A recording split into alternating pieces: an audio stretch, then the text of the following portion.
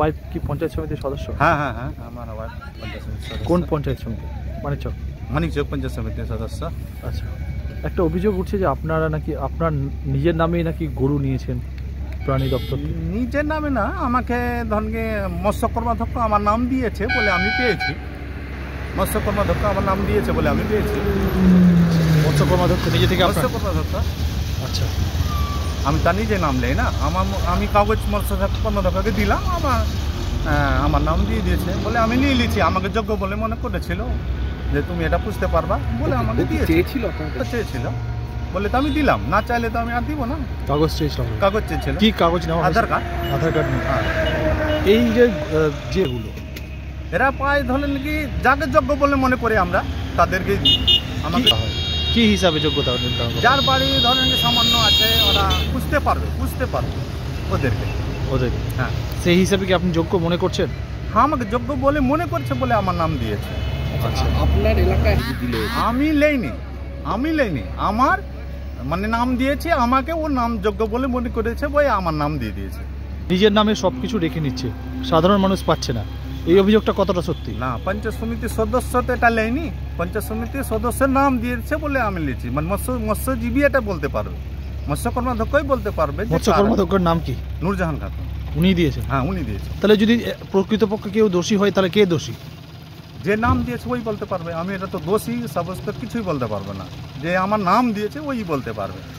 ঠিক না ভুল ওটা উনি বলতে পারবেন, আমি বলতে পারবো না। ঠিক ভুল ওটা মৎস্য কর্মাধ্যক্ষই বলতে পারবে। আপনার নাম? আমার নাম শেখ আফতার। কি শুনলাম নাকি আরও কিছু জায়গায় আপনার নামই দেওয়া হয়েছে, এটা কি ঠিক? না, আমার নাম তো আবুজি যদি কোনো জায়গায় নাম দিয়ে থাকে তো আমি তো, আমার আধার কার্ড দিয়েছে, কোনটা তো ও ভরে দিল, ওই বলতে পারবে, আমি আর বলতে পারছি না। চক্রান্ত করে করা হচ্ছে না দাদা, আমি এটা চক্রান্ত বলতে পারবো না। ও আমার কাগজ চেয়েছিল, আমি ওকে দিয়েছি। এবার কোন জায়গায় আমার নাম ভরে দিয়েছে আমরা বলতে পারবো না। এই কারণ বেনিফিশিয়ারি যখন সিলেকশন হয় সেটা সিলেকশন করে পঞ্চায়েত সমিতি সিলেকশন করে। কারণ আমরা তো মানুষ, কে কেমন, কে উচ্চবিত্ত, কে মধ্যবিত্ত, নিম্নবিত্ত, সেটা তো আমাদের গভর্নমেন্ট অফিসিয়ালদের দেখার কথা নয়। আমরা পঞ্চায়েত সমিতির মাধ্যমে স্থায়ী সমিতি আছে, মৎস্য প্রাণী সম্পদ স্থায়ী সমিতি, সেই মিটিংয়ে উপস্থাপিত হয় যে আমাদের দপ্তরে 6টা বকনা বাছুর বিলি হবে বা 100টি ছাগল বিলি হবে, আপনারা লিস্ট দেন এবং তার সাথে তার ডকুমেন্ট দেন। তো তারা সেটা দিলে মিটিংয়ে রেজুলেশনে পাস হয়। রেজুলেশনে পাস হয়ে যাওয়ার পরে ব্লক অ্যাডমিনিস্ট্রেশন থেকে ডিস্ট্রিক্ট অ্যাডমিনিস্ট্রেশনে আসে, তারপরে বিলি করা হয়। এ ব্যাপারে আমি বলতে পারবো না। আমার কাছে যথাযোগ্য যদি আসে, আমার ঊর্ধ্বতন কর্তৃপক্ষ যদি নির্দেশ দেয় তাহলে আমি দেখব। কারণ এটা আমাদের বিএলডিওর পক্ষেও জানা সম্ভব নয় ওই ব্যক্তির স্বামীর নাম কি, বা কাউকে চেনাও সম্ভব নয়। কারণ আমরা দেখি লিস্ট, আমার লোকটা জেনুইন কিনা সেটা দেখার দায়িত্ব আমার। মানে ধরুন আপনার যা নাম, আপনি জিনিসটা নিচ্ছেন কিনা সেটাই আমাদের দেখার বিষয়। এবারে আপনার নাম তো অফিসার দেয়নি, আপনার নাম তো পিআরআই বডি দিয়েছে, জনপ্রতিনিধিরা দিয়েছে। মানে আমার কাছে লিখিত যদি কোনো কিছু আসে, আমি আমার ঊর্ধ্বতন কর্তৃপক্ষের কাছে জানতে চাইবো, প্রসিডিউর সেই অনুযায়ী আমরা চলবো। না, সেটা হবে না। যদি ওই ঘটনার সত্যতা যাচাই করার ব্যাপার আছে, আর যদি এরকম আইনে যদি থেকেই থাকে যে পঞ্চায়েত সমিতির যদি হাজবেন্ড বা কেউ পরিবারের গরিব থাকে পাবে না, তাহলে নেওয়া উচিত হয়নি।